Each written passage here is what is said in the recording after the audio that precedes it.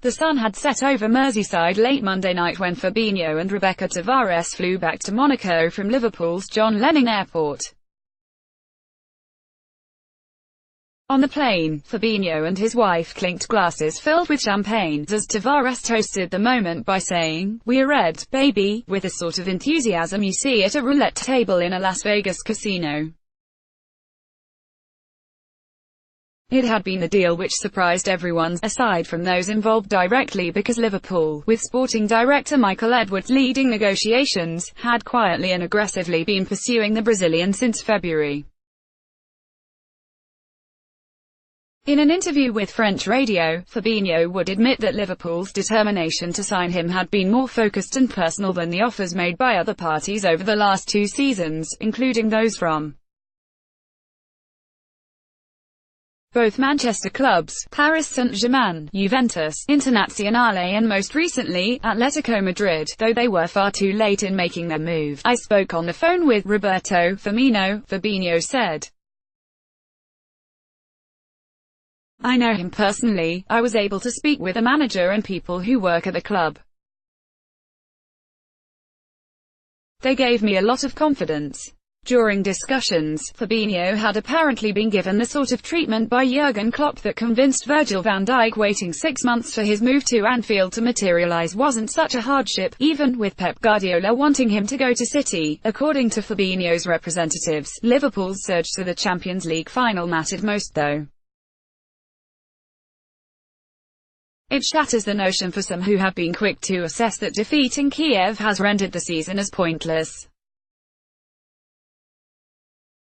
Being there alone has outlined Liverpool as an important club on the European stage once more, helping them dictate the transfer market rather than react to it, thus placing them in a stronger position than before.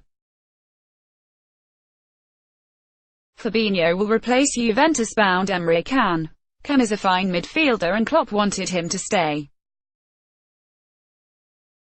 Yet in the cold analysis, Can's limitations were recognised and this explains why he was not guaranteed anything by Klopp in a sporting sense. Fabinho projects to play a number of roles for Liverpool. Liverpool FC can seize his future as a number 6 and had Klopp not been managing an English club, he probably would have agreed with him rather than suggesting he is effective for Liverpool in a more advanced position.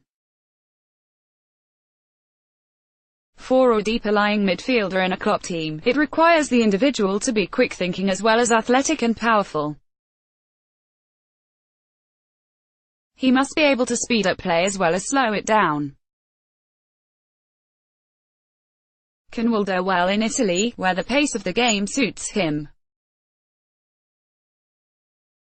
The Brazilian was Klopp's number 1 choice for his number 6 position, Liverpool FC. There is a belief at Liverpool that Fabinho, Naby Keita and Nabil Fekir, who is expected to sign from Lyon, will offer the sort of variety and speed that was unavailable in Kiev, where the class of Real Madrid was just a bit too much in a